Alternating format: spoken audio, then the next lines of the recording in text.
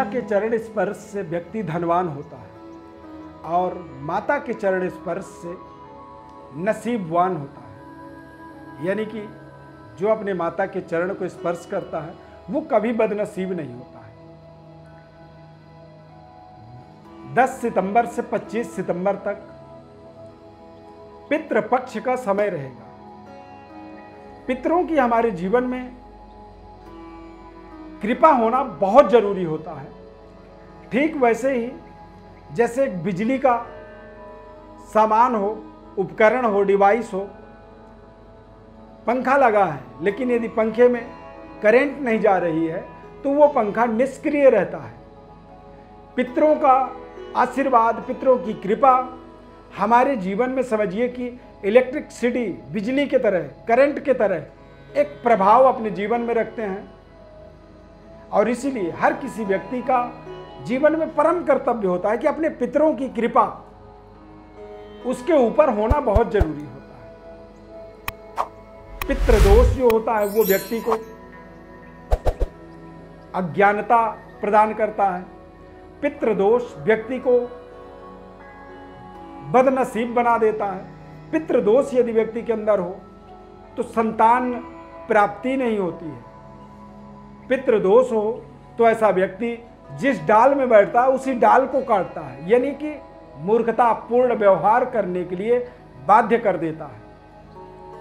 पितृदोष ही इस दुनिया में समझें कि सबसे बड़ा घातक दोष होता है। जो व्यक्ति स्वयं अपने आप से, ऐसा व्यक्ति दूसरों के लिए घातक नहीं होता है, व्यक्ति स्वयं के लिए घातक होता है। और इस समाज में, पूरे संसार में ऐसे जो व्यक्ति होते हैं या जिन लोगों के जीवन में पितरों की आशीर्वाद का अभाव होता है, वो व्यक्ति बड़े से बड़े, कठिन से कठिन परिश्रम के बाद भी उनके जीवन में संघर्ष खत्म ही नहीं होता। जीवन भर वो अपना जीवन तो जीते हैं लेकिन स्वास्थ्य में शारीरिक कष्ट, परेशानी, कुछ ऐसी बीमारियां जो जिंदगी भर दवाइयां चलती रह जाती हैं। संतान होते हैं लेकिन संतान नालायक निकल जाते हैं। धन होता है लेकिन उस धन का वो सदुपयोग नहीं कर पाते हैं। गाड़ी होती है लेकिन गाड़ी खड़ी रह जाती है क्योंकि पितृदोष के कारण उनके जीवन में उसका उपभोग नष्ट हो जाता है। 10 सितंबर से लेकर के 25 सितंबर तक 16 दिनों का बेहद पावन, पुण्य, पवित्र पितृपक्ष का समय होता है। अब पितृपक्ष में पहले तो हमें कुछ अपने रहन सहन में, दिनचर्या में बदलाव करना चाहिए। सूर्योदय से पहले जगना चाहिए हमें। क्षौर कर्म से बचना चाहिए। यदि हो सके तो आप 15 दिनों, 16 दिनों तक सेविंग न करें। यदि माता पिता जीवित हैं आपके तो आप कर सकते हैं, लेकिन यदि माता पिता नहीं हैं तो आपको 15 दिनों तक इसका विशेष परहेज कर लेना चाहिए। माता पिता में से दोनों में से कोई एक है और कोई एक नहीं है तो भी आपको परहेज करना चाहिए। 15 दिनों तक यदि ब्रह्मचर्य का पालन करें तो बहुत अच्छी बात है।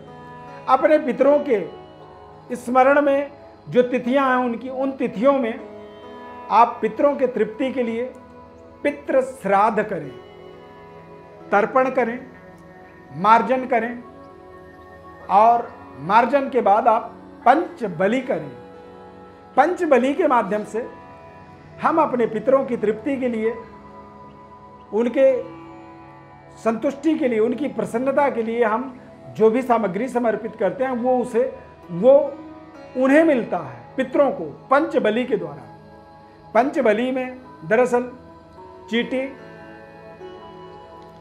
कौवा, श्वान यानी कुत्ता, गाय और देवता, ये 5 ऐसे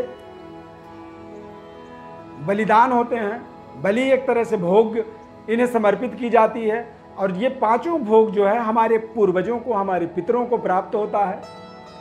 एक दिन का जो हमारा श्राद्ध कर्म होता है, उस श्राद्ध कर्म के माध्यम से हमारे पितरों को अगले 1 वर्ष तक लगातार रोजाना उनकी ज़रूरतों की, उनके खाने की, उनके रहन सहन की, सारे चीज़ों की पूर्ति हो जाती है।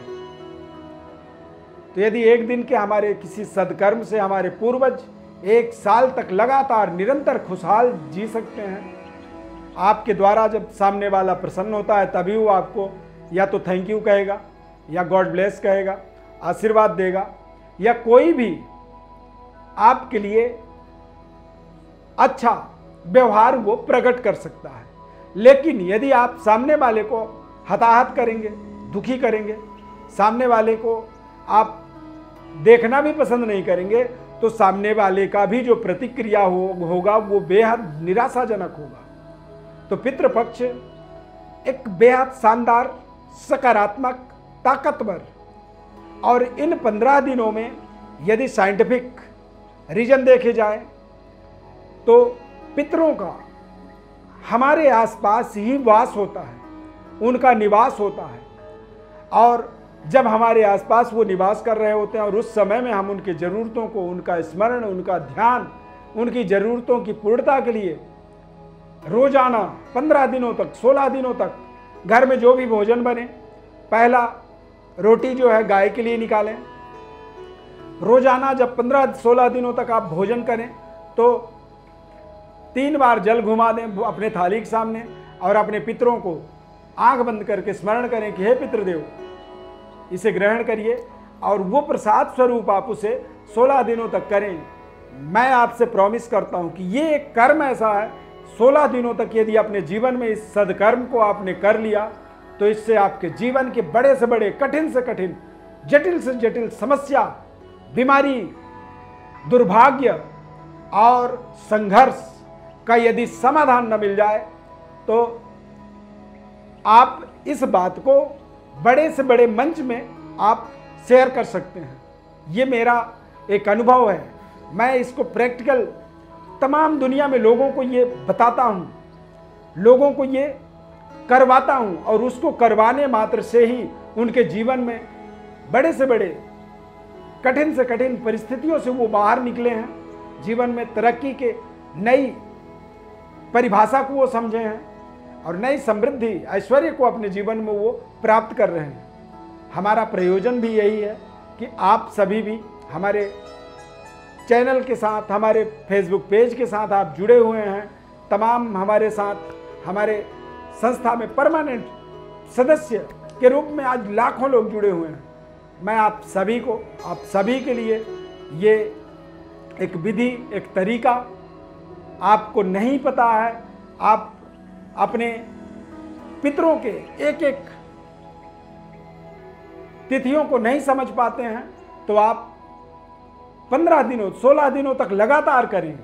और नवमी जो तिथि आती है उसमें माताओं के लिए मातृ नवमी कहा जाता है, यानी कि नवमी वाली तिथि जो आती है उस दिन माताओं के लिए आप किसी भी ब्राह्मणी को अपने घर में बुलाएं, भोजन करवाएं, श्रृंगार का वस्त्र, दक्षिणा उन्हें आप समर्पित करें, और उन्हें अपनी माताओं की श्रेणी में रख करके उनसे आप आशीर्वाद यदि आप ले लें, समझें कि आपके जीवन की सभी निराकरण, सभी जीवन की बाधाएं, सभी जीवन की कष्ट परेशानियों का आपको एक बड़ा समाधान वहां पर प्राप्त हो जाएगा।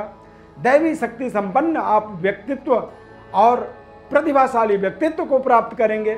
आप अपने संतान, अपनी धन समृद्धि, कारोबार, व्यापार, कैरियर, प्रमोशन, मनपसंद स्थानांतरण जैसे बड़े से बड़ी सफलता, कामयाबी को हासिल कर पाएंगे, और जीवन की जो वास्तविक सुख है वो उनके आशीर्वाद से आपको प्राप्त होगा।